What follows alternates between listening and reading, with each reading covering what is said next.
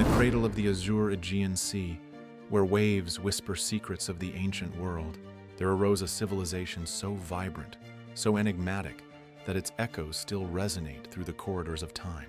The Minoans, named after the legendary King Minos, flourished on the island of Crete from approximately 3000 to 1450 BCE, crafting a society that was a beacon of sophistication in the Bronze Age. Their story is one of artistry, trade, innovation, and mystery. A tale of a people who danced with the sea, revered the divine feminine, and left an indelible mark on the foundations of Western civilization.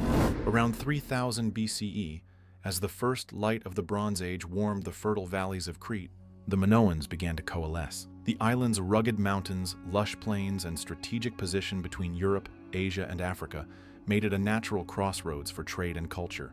The Minoans, likely a blend of indigenous inhabitants and migrants from Anatolia, harnessed Crete's bounty, olives, grapes, and grain, to build a thriving agrarian society. By 2700 BCE, they were constructing the first palaces, monumental complexes that would define their civilization.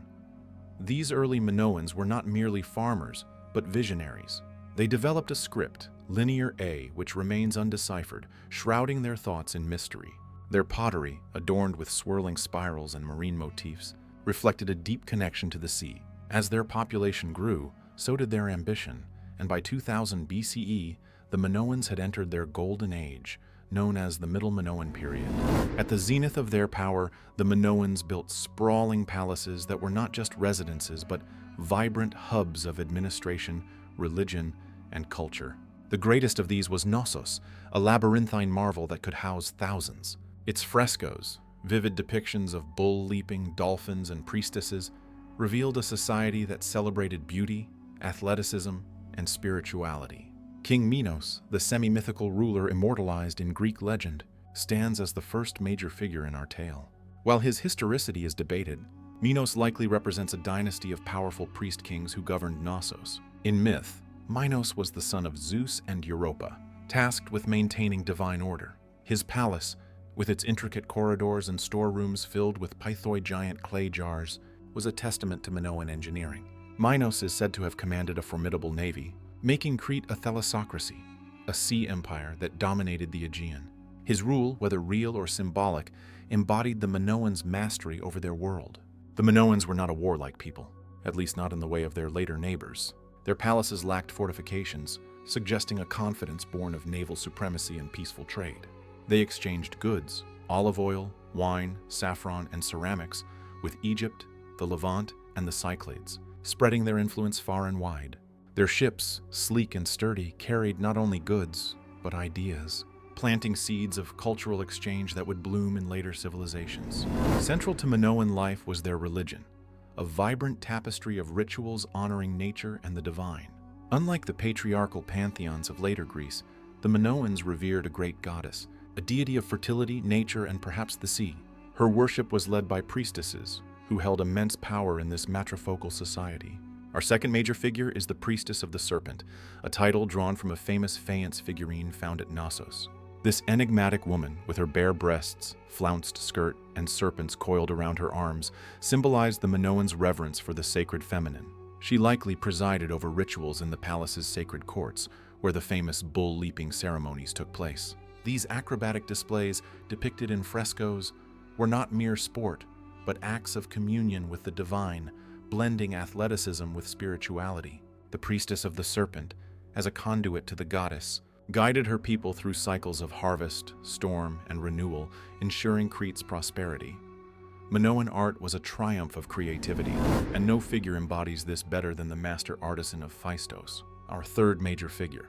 Phaistos, the second greatest Minoan palace, was a hub of craftsmanship, and this hypothetical artisan represents the countless skilled hands that shaped Minoan culture. From the intricate Kamari's ware pottery with its delicate eggshell-thin walls to the gold signet rings depicting ritual scenes, Minoan artisans were masters of their craft. The master artisan's most famous creation is the Phaistos disc, a clay disc stamped with mysterious symbols that remain undeciphered. Was it a ritual text, a calendar, or a diplomatic message? Its enigma only deepens the Minoans' allure. The artisan's work extended beyond objects. The frescoes of Phaistos, with their vibrant blues and reds, captured the Minoans' love of nature, lilies, dolphins, and waves. These creations influenced later Greek art, particularly the Mycenaeans, who adopted Minoan motifs and techniques. The Minoans were the merchants of the Bronze Age, their ships weaving a web of commerce across the Mediterranean. Our fourth major figure, the sea trader of Akrotiri, represents the mariners who sailed from Crete to the Cycladic island of Thera in modern Santorini and beyond. Akrotiri, a Minoan outpost, was a bustling port where frescoes depict fleets of ships navigating the Aegean. The sea traders' voyages brought Egyptian scarabs, Canaanite pottery, and Cypriot copper to Crete, while Minoan goods, saffron, wine, and textiles flowed outward. This trader's life was one of adventure and diplomacy. He negotiated with Pharaoh's emissaries, bartered with Levantine merchants, and perhaps even sailed to the distant shores of Anatolia. His efforts made the Minoans cultural ambassadors, spreading their aesthetic and technological innovations. The frescoes of Akrotiri, with their detailed ships and exotic landscapes, suggest a cosmopolitan worldview that anticipated the globalized Mediterranean of later eras. The Minoans' architectural prowess was unmatched, and our fifth major figure, the architect of Malea, represents the genius behind their urban planning. Malea, a smaller but elegant palace, showcased the Minoans' ability to blend function with beauty. Its courtyards, light wells, and drainage systems were marvels of engineering, ensuring comfort in Crete's hot climate. The architect's designs extended to towns like Gornia, where stone-paved streets and multi-story homes revealed a sophisticated urban society. This architect's legacy lies in the Minoans' ability to create spaces that fostered community and spirituality. The palaces were not just elite residences, but public spaces where festivals, markets, and rituals united the people. The architect of Malea's innovations, such as indoor plumbing and earthquake-resistant construction, anticipated techniques rediscovered centuries later, cementing the Minoans' reputation as pioneers. Around 1600 BCE, a cataclysm shook the Minoan world.